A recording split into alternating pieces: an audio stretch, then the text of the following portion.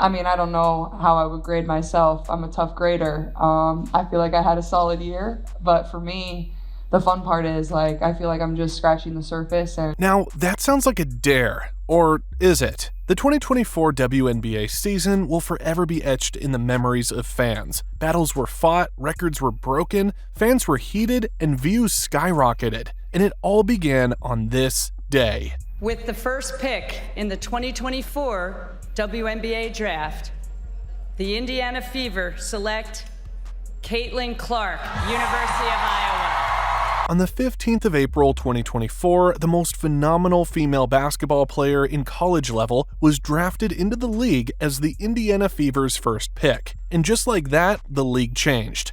Caitlin Clark brought competition and swift play in a way the league has never seen. She stood before veterans and won several times over. She broke records with her three-point throws and well-calculated passes and assists. She averaged 19.2 points per game, 8.4 assists per game, and 5.7 rebounds per game. She even broke WNBA and NBA records some veterans had taken years to make, like Diana Taurasi's record of 65 points, which she beat by having 66 points in a single game. However, all good things come to an end. Not too long ago, the veterans of the Connecticut Sun finally ended her rookie season, a season that has brought millions to the league, in a controversial game that is still causing ruckus among fans.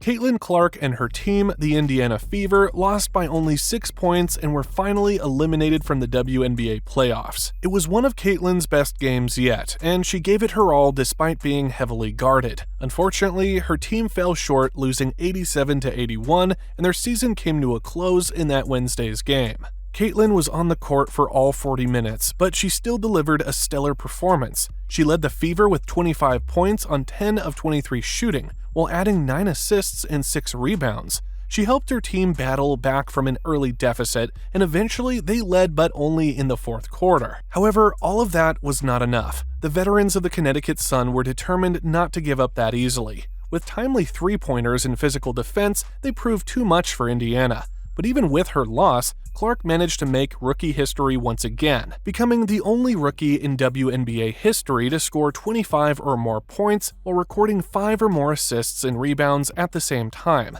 But these stats were not enough to soothe fans. They were seen leaving the stadium in pain, and social media was agog with conversations of the loss. For most of them, the loss meant the end of an incredible season, and many people claim the WNBA will never see a tougher and competitive season like this. But that might not be true. As far as Caitlin is concerned, she has more in store for the league. And this is not speculation, she said this herself. While fans of Caitlin and the Indiana Fever were hurting from the loss, CC seemed to be in good spirits during her post-game interview, and was already looking forward to next season. And she explained why she was so positive. In the interview that is already causing some stir amongst fans of opposing teams because of the fact that it sounded like a boastful dare, Caitlin Clark was asked for her favorite moments of the season, and even though she has had the best year any rookie can dream of, she humbly gave all accolades to the relationships she has built. She said, "Honestly, I feel like there've been so many moments, but it's the moments that none of you see that I enjoyed the most."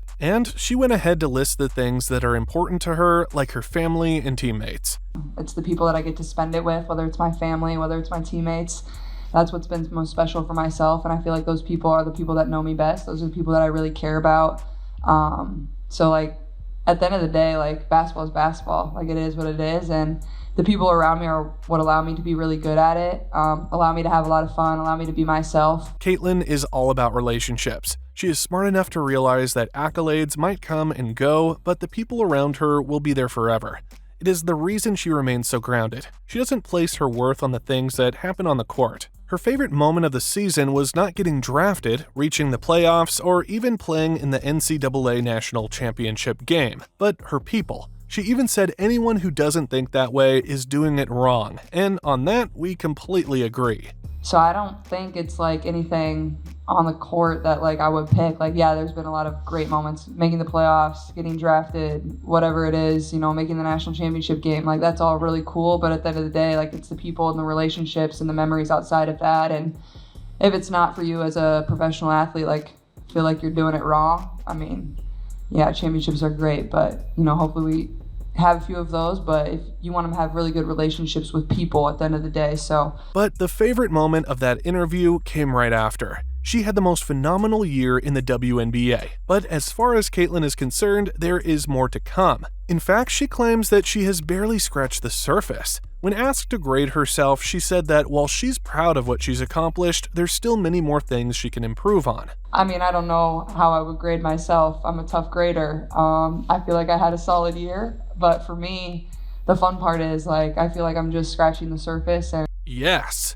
Caitlin is coming back next season better than ever. If this season has been a whirlwind, we should all be ready for a storm because Caitlin seems determined to clinch the championship next time. This is not a boastful dare. This is a promise to get better and deliver a win her fans and teammates would be proud of. If this is the case, then her fans should be ecstatic. In her rookie season, Clark was already a monster, but if she can improve at a rapid rate, there's truly no telling how far she might go. And now that she has declared that she is determined to get better, we know that other incredible players in the league would be pushed to up their game too. So we're set for an even wilder season in 2025. Who knows, we might even be seeing dunks in the WNBA too. But even with her target, humble CC is also quite mindful of the bigger picture. Getting the championship is not her only goal. Growing the league and her team is her goal too. And from what we've seen of CC this year, that is something she will achieve. We cannot wait for next season as this one draws to a close, and while we hope for less charged conversations, we are proud of how CC has handled herself.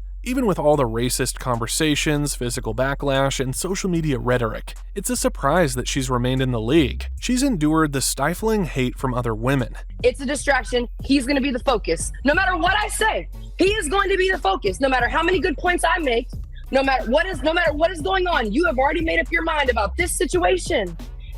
That is what the media at times has shown to do with Caitlin. Okay. They have their mind made up, and nothing else matters. She's faced bullies on the court and faced instigations from them too. She was even poked in the eye during her last game. But she doesn't seem discouraged. She's determined to give even more. She's happy about the possibility of growth for herself and the Fever. She even said, "I feel like I can continue to get a lot better, and before you know it, I'm sure we'll all be back here and ready for the next year." We only hope she would use this break to cool her head, stay away from the court, and remain with her family and people who truly love her. She needs it. Her work ethic has been incredible, and she has definitely been worked over time.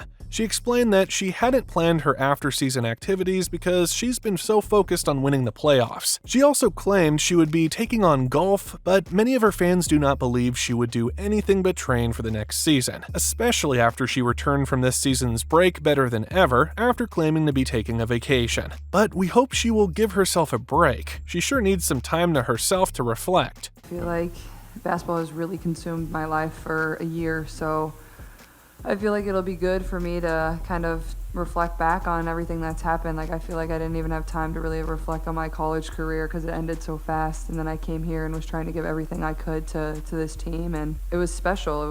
There was a lot of things that this group accomplished that, a lot of people probably didn't think was possible. And there would be a lot to reflect on. Caitlin Clark has not only changed the game for the WNBA, she's changed the game for women's sports too. She is now in conversations along with top female athletes like Serena Williams and Simone Biles. The only difference between her and these other women is that she's yet to win a championship, but even that might change next season. She has had the most entertaining and engaging storyline of any athlete, and her fans have loyally followed her story from Iowa to now pro level. Look how much attention she's brought to the league. The Fever alone averaged 17,035 at home and 15,000 on the road. The league went from being mocked by Family Guy. God, this place officially sucks worse than the WNBA. And at the top of the second half, it's 16-9. Easton leads the scoring with 4. And that's why she commands $7,000 a year. These gals sure do make it look difficult. But is having this minor skill worth being so unattractive? That's for the fan to decide. Yay! To this. The Indiana Fever, all right, with Caitlin Clark, led the league in attendance both home and on the road. Fever averaged 17,035 at home, 15,000 on the road. Attendance for the entire league up nearly 50% this year, according to data from across the timeline. And Indiana leads all teams with an average attendance of, like I said, of 17,035. Merchandise sales are up 450%. I'm gonna repeat that. Merchandise sales are up 450% for the WNBA, according to Fanatics. Basketball TV stations now relay news on the WNBA before even mentioning the NBA. And what is more, she's the Rookie of the Year. But don't forget, all this is just scratching the surface. Next season, she will be digging for gold.